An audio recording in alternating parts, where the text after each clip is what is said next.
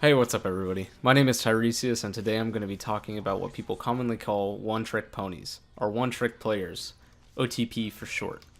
This video is really a response video to a post I saw on the Overwatch University subreddit, a sub dedicated to helpful guides, educative content, tips, tricks, and other content of that nature. I'll leave a link to the subreddit in the description below. Before I get into what the post said, I want to preface that I feel it promotes a highly toxic attitude in competitive play that does not need to be promoted. Here's the post in image form as well as a link in the description, and I'll paraphrase his argument briefly. The user's title is "Playing only one hero is extremely toxic and should be discouraged." The user goes on to tell an anecdote of their personal experience in competitive and how they've met many of these one-trick players that are just incredibly toxic and end up losing matches. They claim that one-trick players are the most toxic thing in the game, and recounts a story of a game where an offense Symmetra would not switch, regardless of the fact that the poster felt they needed a second healer. After much asking and much refusing on the Symmetra's part, the Symmetra supposedly threw the game. He goes on to say that hero switching is the intended player behavior by the developers, and this further supports his suggestion of some enforceable rule or cultural code that discourages OTPs. Finally, the user claims, if you only play one hero, you have no right to get pissed off when people ask you to change because your hero is not working. We need to discourage this playstyle because it is extremely selfish and anti-team, forcing your whole team to change playstyle to adapt to your reluctance. Oh boy, I had some issues with this post, and my problems with this post are really threefold. Number one, the user feels that they have the right to ask one person to switch on the team, and in fact, to be persistent about that ask. The poster clearly asked the Symmetra switch way too much if it was enough to make the person throw the game. Is throwing the game a behavior I condone, no matter how badly someone berates you? No. But it is just as toxic to abuse someone by demanding them to switch to a sensible pick or something like that. The poster, number two, is that the poster assumes that the Symmetra was the issue in his example. There are 6 people on the team, and with the Symmetra and one healer, I presume there are at least 2 or 3 DPS slots, followed by a tank, maybe 2, and the DPS slots if you count Symmetra. The fact that the game went poorly could have been due to a number of reasons. His team was not working well together, the DPS were not doing their jobs, the tanks were poorly positioned. There are a lot of different reasons that a team could just not do well. Maybe the enemy team just had a better skill level than you did. That's a total possibility that I don't think people fully comprehend. Like, yes, there's ways to improve, but sometimes games, like, the enemy team just has a better team coordination, and there's maybe sometimes mechanically more on their game that day. Just depends. Blaming the game on one person is an extremely toxic attitude and should not be tolerated unless a person is literally sitting in spawn or jumping off a cliff or some other sort of inactive behavior that they're just absolutely not trying. If someone's remotely trying, you can't blame them. That's the thing. I've seen even 5v6s work where the 5 can dominate the 6 and win. But, I mean, let's say the person is only worth half a player because they're not that good at the game. You're working with 5.5 people. If the remaining 5 of you cannot carry the game to win, maybe you don't deserve the win. My third point is that the poster assumes that the meta should be somehow enforced. There is no rule saying that you need X number of healers and Y number of tanks. Extreme team compositions happen, and they do indeed work when played properly. Solo queue is such that you're being partnered with people of varying skill sets. Assuming you're going to have any resemblance to a meta is going to be a disappointment majority of the time. An example of an off-meta comp was when I played a mid-diamond defense against a Genji Tracer Sombra composition on Temple of Anubis. They had Zarya, Zenyatta, and Lucio as their other 3 members of the team. From the outset, this is clearly not a meta composition, and it seems like something that just wouldn't work. Ironically and surprisingly, they absolutely stomped us. And we were so confused because they only had a Zarya and a Lucio and a Zenyatta, and with the 3 DPS that they had, it was just very confusing. It was such an odd comp, but they made it work well by playing together. Off-meta compositions are very good at throwing people for a loop, and it's not even just good for that.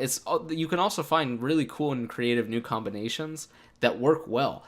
I think people are so meta-focused and meta-oriented that they forget that the game is so complex that there are probably kind of hidden compositions that work really well that people just don't know.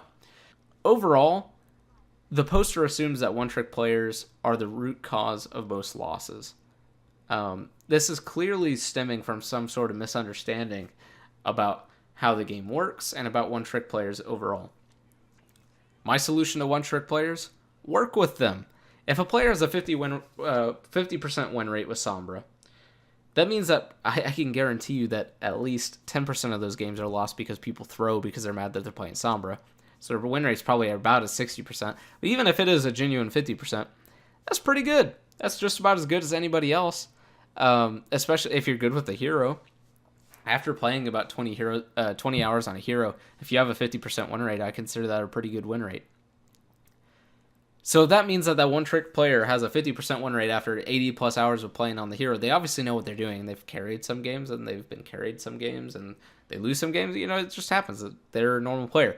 But the point is that they're not throwing the game, and they're not somehow being more toxic by just playing Sombra. It's ridiculous. Also, one-trick ponies are not going to switch, for better or for worse. Discouraging them for playing is not going to work because people will play what they want.